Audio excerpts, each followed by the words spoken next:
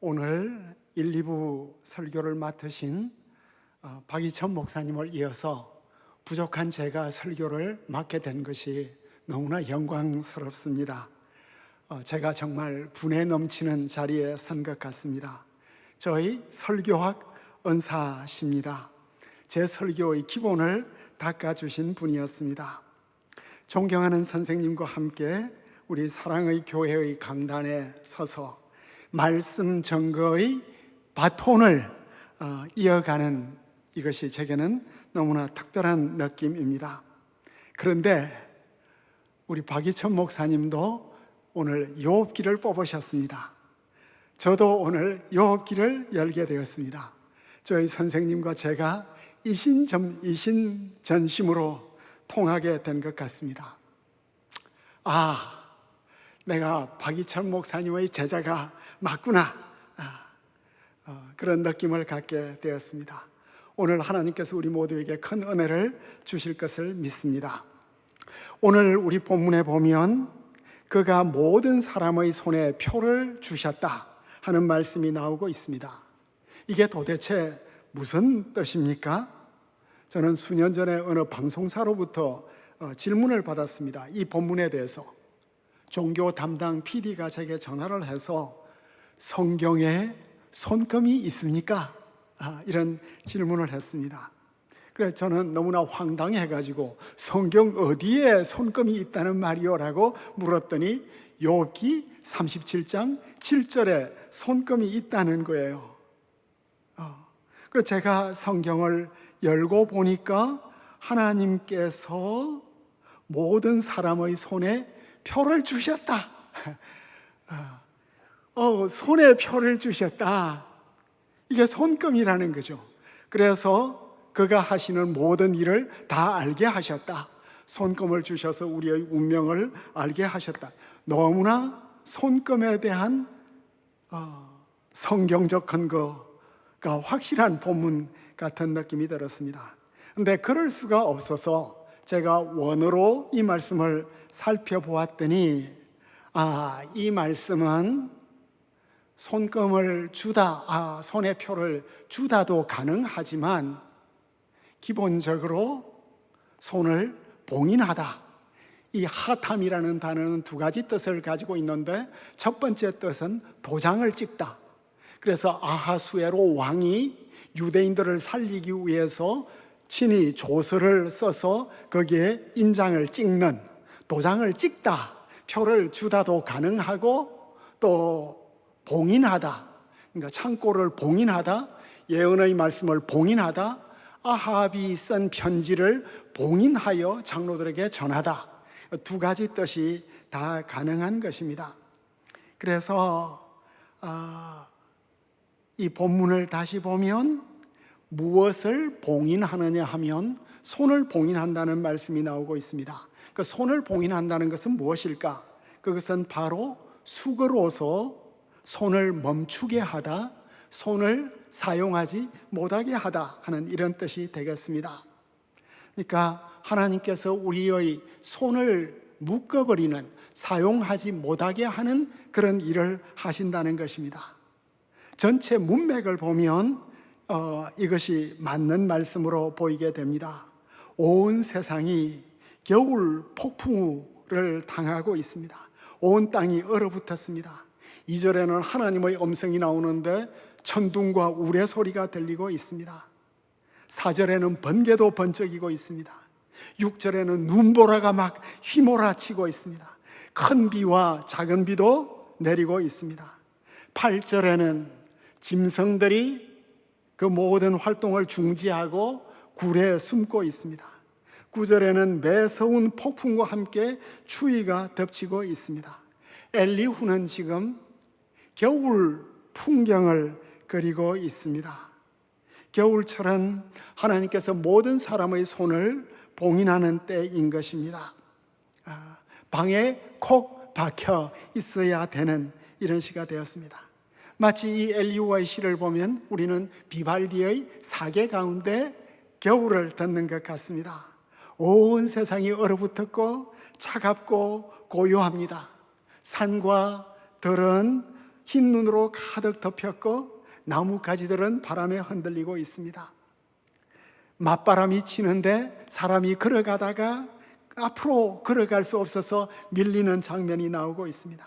그리고 얼음 위를 걷다가 쫄딱 미끄러지고 다시 일어나서 쫄딱 미끄러지는 그런 겨울 추위 가운데 봄의 소식이, 봄을 잉태하는 가락이 들려오는 마치 비발디의 겨울을 우리가 듣는 것 같습니다. 그런데 오늘 말씀 가운데 핵심적인 말씀은 하나님께서 우리의 손을 묶으시는데 목적이 있다고 말씀하고 있습니다. 그것은 모든 사람이 그가 지으신 것을 알게 하려 함이라. 우리가 일을 할 수 없도록 하게 되는 것은 하나님의 일을 알도록, 하나님의 작품을 보도록 하기 위함이라고 말씀하고 있습니다. 현재 문맥에서는 겨울 폭풍우가 바로 하나님의 작품입니다. 아무 일도 할 수가 없는 때입니다. 그동안 우리는 일만 바라보고 분주하고 노심초사하면서 살았는데 우리의 손을 봉하게 될 때 하나님의 일을 주목하라고 합니다. 우리의 시선을 이제는 바꾸라고 말합니다. 우리는 건강할 때나 형통할 때 우리 손으로 모든 걸 다 할 수 있다고 생각합니다. 우리 손을 한번 보십시오. 얼마나 신비롭습니까? 인생사의 모든 일들이 이 작은 손으로 이루어지고 있습니다. 우리가 손으로 무엇을, 손 없이 무엇으로 할 수 있겠습니까? 무용수의 손은 얼마나 아름답습니까? 악기를 연주하는 그 손은 얼마나 정교합니까? 운동선수의 손은 얼마나 강력합니까? 이번 도쿄올림픽에서 김연경 선수를 일본 사람들이 팔면 육비라는 이름으로 붙여주었습니다. 8개의 얼굴과 6개의 손을 가지고 움직이는 선수라는 것입니다. 우리의 손은 이렇게 유익하고 아름답고 강력하고 정교하지만 인생에는 손을 쓸 수 없는 속수무책의 상황이 올 때가 있습니다. 우리의 손이 묶이면 어떻게 해볼 방도가 없습니다. 여기에서 손은 언유입니다. 손은 능력이고 권세이고 활력입니다. 손이 묶이면 무력해지는 것입니다. 건강하게 살다가 갑자기 암 선고를 받거나 경제적으로 파산을 하여서 벼락거지가 되거나 가족 관계가 파탄이 나거나 누리꾼들의 무차별 공격을 받거나 정치적으로 좌표가 찍히게 될 때 우리는 어찌해 볼 도리가 없습니다. 누구나 이런 경험을 할 수가 있습니다. 화도 납니다. 수치스럽습니다. 온갖 감정이 교차합니다. 우리 인생의 겨울입니다. 우리나라 산수화가 가운데서 인생의 겨울을 가장 탁월하게 그린 분이 계신데 바로 추사 김정희입니다. 제주도로 유배를 갔습니다. 5년 차가 되었습니다. 그 유배 생활, 인생의 겨울, 유배자의 삶을 세안도에 그려내었습니다. 캔버스가 텅 비었습니다. 거기에 사람도 없고 눈 덮인 집 한 채, 쓰러져가는 집 한 채, 무너질 것 같은 집 한 채, 제주 바람에 넘어질 것 같은 집 한 채, 그리고 잣나무 2그루, 소나무 2그루. 그 집과 나무는 추사의 현실이고 정신이었습니다. 유배자의 집에 살고 있는 유배자의 겨울 풍경이라고 말을 할 수 있겠습니다. 우리 인생이 우리의 손으로 다 되는 게 아닙니다. 나보다 힘센 손들이 있습니다. 사람의 손보다 더 큰 하나님의 손이 있습니다. 하나님께서 한번 그 손을 휘두르시면 인간의 성공과 성취와 자랑이 무색해지는 것입니다. 하나님께서 손을 한번 흔드시면 바벨탑을 짓던 모든 사람들이 온 세상으로 뿔뿔이 흩어집니다. 하나님이 손을 한번 흔드시면 아시리아의 사네립의 18만 5천 대군이 순식간에 죽음을 당하게 되는 것입니다. 지금 우리는 코로나19로 손발이 묶였습니다. 인류 문명사에 한겨울 한파가 닥쳤습니다. 보이지도 않는 바이러스 한 방에 온 세상이 묶였습니다. 2억 명이나 확진자가 되었다고 합니다. 우리의 일상이 마비되었습니다. 소중한 사람도 만나지 못합니다. 모든 사람과 거리를 두어야 합니다. 오늘 우리는 이 아름다운 예배당에서 예배를 드리고 있는데 텅 빈 가운데 하나님께 예배를 드리고 있습니다. 우리의 예배 드리는 집조차 마치 봉인된 느낌입니다. 아무리 사모하여도 함께 예배 드리는 기쁨과 영광을 누리기 어렵게 되었습니다. 욥은 그런데 손만 묶인 게 아니라 발까지 묶였다고 탄식합니다. 13장 27절에 보면 주님께서 어찌하여 내 발을 착고에 채우시나이까? 착고는 두 개의 막대기를 두 다리 사이에 넣고 비트는 형벌이었습니다. 욥은 비명을 지르고 있습니다. 욥기를 우리는 잘 알지 못합니다. 그런데 욥기를 좀 더 자세히 보면 욥에게 가장 힘든 고통이 무엇이었을까? 욥의 고통은 신체적인 것은 아니었습니다. 물론 신체적이었습니다. 경제적인 것이 있었습니다마는 신체적이고 경제적인 것보다 심리적이고 사회적인 고통이 훨씬 더 심했습니다. 욥이 당하는 고통에 대한 묘사를 보면 욥은 바로 희생양이 되었습니다. 스케이프고트가 되었습니다. 자신이 족장이던 그 사회에서 추방이 되었습니다. 사회의 모든 불만을 욥에게 전가하고 있습니다. 모든 사람들이 욥에게 얼굴을 돌립니다. 모든 사람이 욥에게 손가락질을 하고 있습니다. 종과 아이들도 욥을 비웃고 있습니다. 욥의 사랑하는 아내조차 당신에게서 냄새가 난다고 얼굴을 돌리는 이야기가 나오고 있습니다. 사람들은 욥의 놀라운 몰락을 보고 고소해하고 있습니다. 그리고 욥의 고난은 당신의 탐욕 때문에, 당신의 권력 남용 때문이라고 정죄하고 있습니다. 마치 추락한 아이돌과 같습니다. 극단적인 칭송을 받다가 극단적인 손가락질을 당하고 있습니다. 욥에 대한 세상의 공격은 정말 병적이 되었습니다. 환호하던 군중들이 핍박하는 대중으로 변하는 것입니다. 코로나에서 가장 큰 고통은 코로나에게 감염되는 것이 아닙니다. 확진자가 되면 코로나의 모든 책임을 다 지고 스케이프고트가 되는 이것이 고통스러운 것입니다. 인생에서 제일 끔찍한 고통은 희생양이 되는 것입니다. 욥기가 이것을 보여주고 있습니다. 그럼 우리는 우리의 손발이 묶이게 될 때, 상상할 수 없는 시련을 당할 때 우리는 어떻게 해야 합니까? 죽음학의 창시자인 퀴블러 로스는 인간이 죽음 앞에 설 때 5개의 단계를 넘어간다고 말했습니다.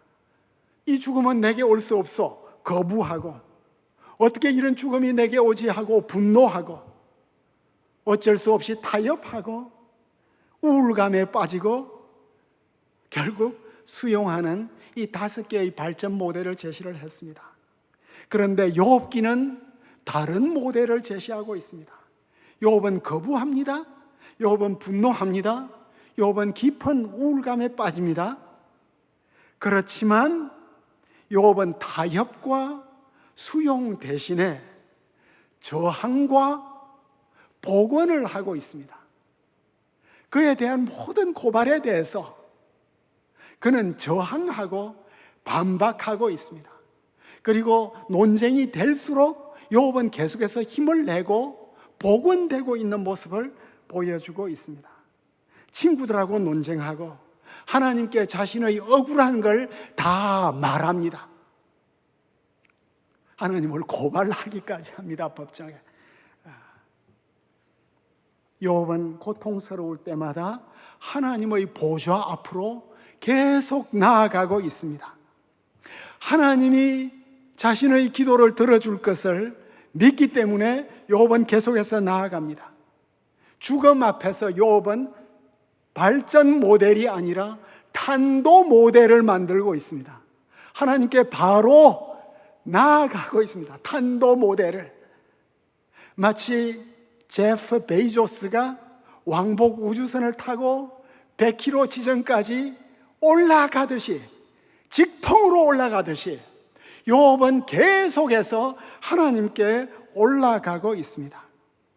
믿음의 우주선을 타고 하나님의 보좌 앞으로 나아갈 때마다 우리는 보관되는 것입니다. 휘청거리다가도 보관하는 것입니다. 이런 어려운 시절에 우리는 날마다 주님의 보좌 앞에 담대히 나아갈 수 있는 은혜를 누릴 수 있기를 축원드립니다. 엘리후는 오늘 욥에게 새로운 모델을 제시하고 있습니다. 우리의 손발이 묶일 때가 바로 하나님의 작품을 바라볼 때라고 말합니다. 엘리후는 믿음의 생활에 있어서 관조의 모델을 제시해 주고 있습니다. 우리 손으로 모든 것들을 다 할 수 있을 때 우리의 마음은 하나님께 잘 열려지지 않아요. 이상해요. 대체로 우리의 마음은 임봉된 것처럼 형통할 때 하나님께 마음이 열려지지 않습니다. 환난을 당할 때 마음이 더 강팍해지기도 합니다. 그런데 우리의 손발이 묶일 때가 바로 하나님께 나아갈 때, 우리의 마음 문을 활짝 열 때라고 말씀하고 있습니다.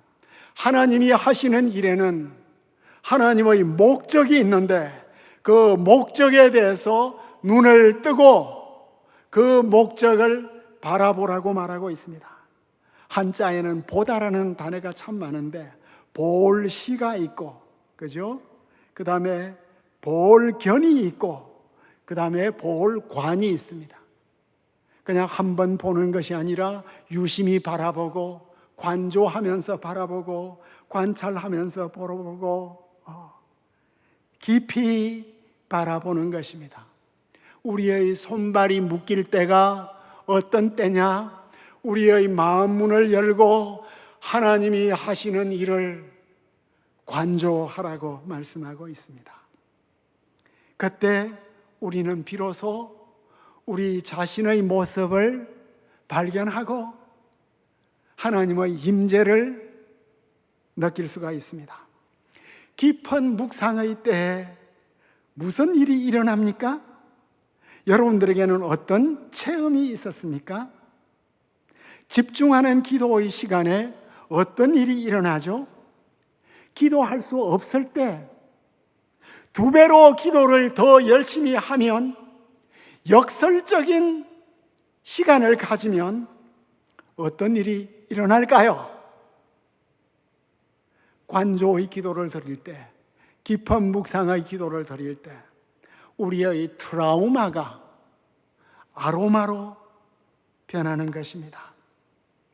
사랑하는 사람이 갑작스럽게 죽거나, 전쟁을 경험하거나, 자연재해나 갑작스러운 폭행을 당하거나 건강의 심각한 위기를 당할 때, 난데없이 갑자기 찾아온 사회적 공격은 우리에게 외상 후 스트레스 장애를 만들 수가 있습니다.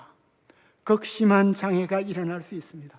우리는 지금 이 코로나 때문에 극심한 장애를 겪고 있을 것입니다. 벼랑 끝에 섰습니다. 잠이 오지 않습니다. 집중이 되지 않습니다. 쉽게 놀라게 됩니다. 사람들을 피하고 싶습니다. 깊은 단절감을 느끼는 것입니다. 일상의 루틴을 따라가지도 못합니다. 나 자신을 비난하기도 하고 죄책감에 사로잡히기도 합니다. 상담이 필요한 때입니다. 우리 모두. 그런데 우리 트라우마를 믿음으로, 기도로 녹이면 그 트라우마가 우리에게는 향기가 되는 것입니다. 여러분, 기도 가운데 어떤 일이 일어나나요? 조용히 눈을 감고 하나님 앞에 앉아 있을 때 우리의 생각이 변해요. 우리의 감정이 변해요. 우리의 정서가 변해요. 기도 가운데 하나님을 만날 때 우리의 몸의 변화가 일어나는 것입니다. 기도는 지극히 작은 스텝이에요. 아주 짧은 스텝이에요. 그런데 이 작은 스텝이 하나님의 은혜 가운데 우리의 생각과 우리의 감정과 우리의 행동을 바꾸어 주는 것입니다. 기도 가운데 주님이 찾아오시면, 아, 주님이 지금 나와 함께 하시구나. 주님은 사망의 엄침한 골짜기에서도 함께 계십니다. 그래서 우리의 믿음이 자라가는 것입니다. 죄책감과 슬픔이 사라지는 것입니다. 얼굴에 나도 모르게 미소가 생기는 것입니다. 인간 관계에 있어서 힘이 생기는 것입니다. 나를 수용하게 되는 것입니다. 아로마가 일어나는 것입니다. 향기가 일어나고 입맛이 돌고 성령께서 임재하시기 때문입니다. 성령께서 우리의 상한 심령을 어루만져 주시기 때문입니다. 여러분들의 인생에는 도대체 어떤 트라우마가 있었습니까?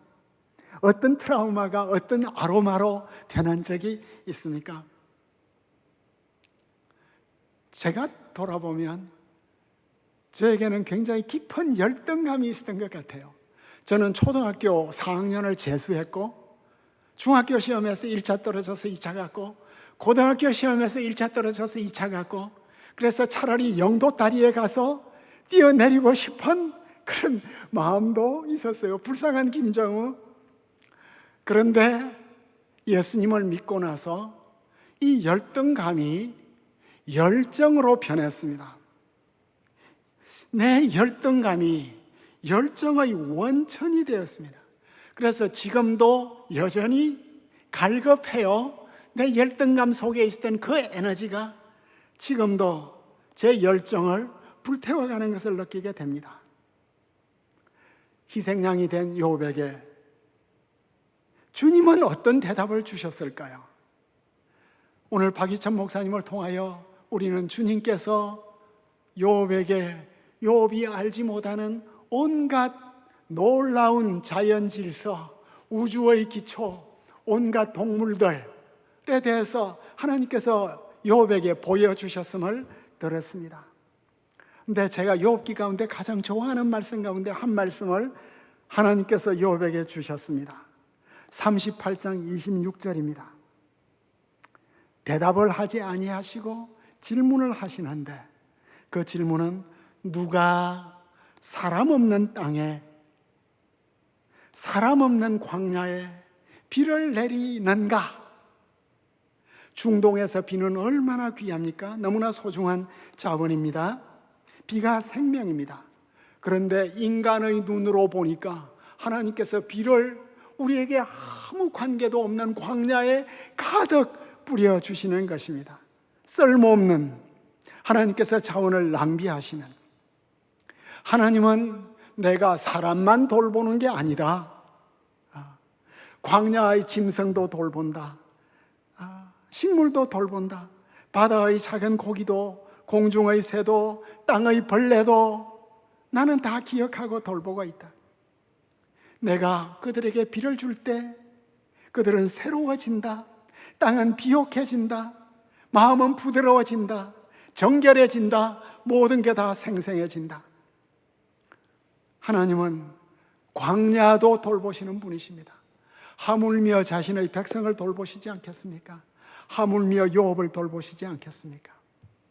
영국의 속담에 Stop, stop and smell the rose.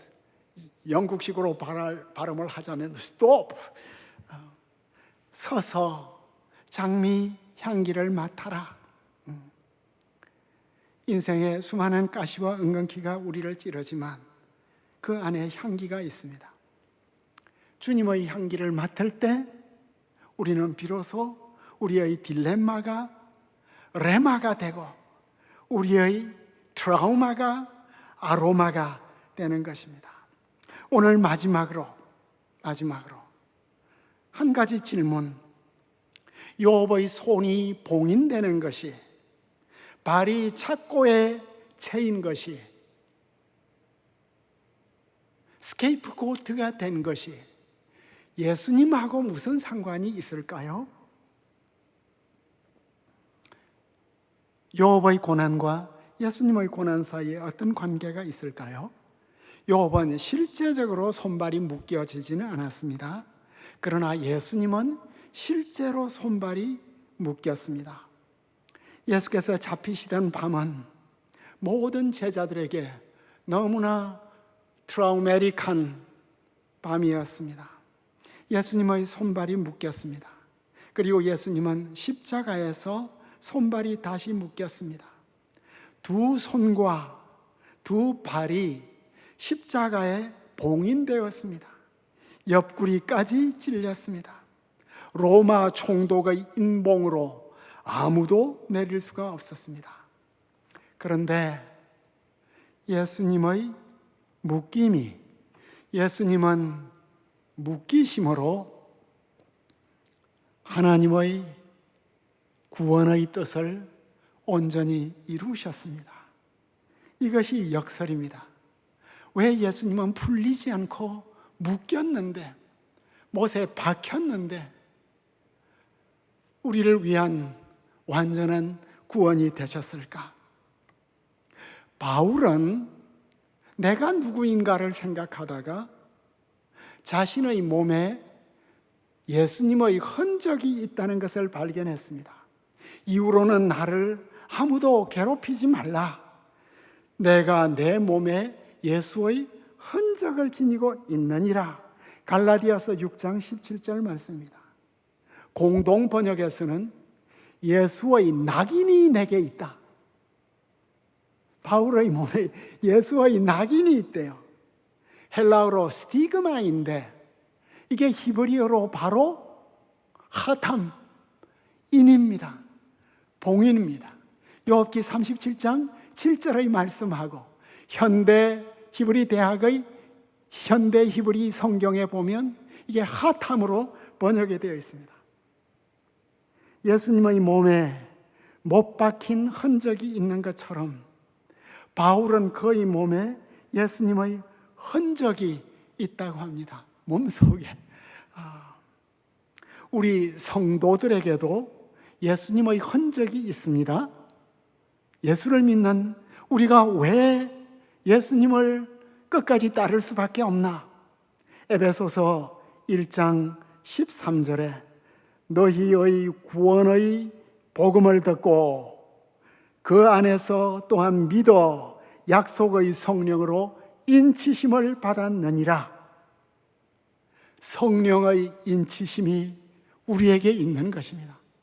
그래서 우리는 하나님을 부인할 수가 없습니다. 내 이성적으로 계속 의심해도, 내 경험적으로 하나님의 부재를 느껴도 성령의 인치심이 우리 속에 있기 때문에 우리는 하나님을 아버지라고 부르는 것입니다. 하나님은 우리 속에 살아 계십니다. 우리의 구원은 확실합니다. 성령은 지속적으로 증거해 주십니다. 인처럼 확실하게 증거해 주십니다. 성령의 인치심을 확인하시길 바랍니다. 코로나 상황이 쉽게 끝날 것 같지 않습니다. 더 많은 변이 바이러스가 온다고 합니다. 우리의 일상뿐 아니라 인류 문명 자체가 무너질 것 같습니다. 정치와 경제의 상황은 갈수록 악화될 가능성이 농후해 보입니다. 교회는 더 큰 박해를 받을 수도 있습니다. 우리의 손발이 묶이는 이 문명사의 거대 전환의 시점에 우리는 하나님의 뜻을 더 선명히 보아야 합니다. 우리를 만드신 창조주의 뜻을 밝히 더 알고 우리의 손을 묶으시고 친히 구원의 역사를 우리의 심령 속에, 우리의 사회 속에 이루어 가시려고 하는 하나님의 뜻을 바라보아야 합니다. 묶임의 시간입니다. 매임의 시간입니다. 얼마나 오래 갈지 모릅니다. 이것이 은총의 시간입니다. 매임과 묶임 속에 하나님의 생명의 역사가, 인치시는 역사가, 내 모든 트라우마들이 아로마로 변하는 이런 역사가 일어날 수 있기를 바랍니다. 예수님의 향기가 우리 심령에, 우리 교회, 우리 나라에 충만하기를 사모합니다. 사랑하는 주님, 우리를 묶어주셔서 감사합니다. 이 묶임의 목적을 알게 하여 주옵소서. 이 절망적인 상황의 신적 목적을 알게 하여 주옵소서. 이 묶임을 통하여 우리가 주님을 더욱더 온전히 바라보게 하시고 참된 자유를 주시고 심령의 평안을 주시고 세상이 알지 못하는 평안을 주시는 주님을 만나고 찬양하고 전하게 하여 주시옵소서. 예수 그리스도 이름으로 기도합니다. 아멘.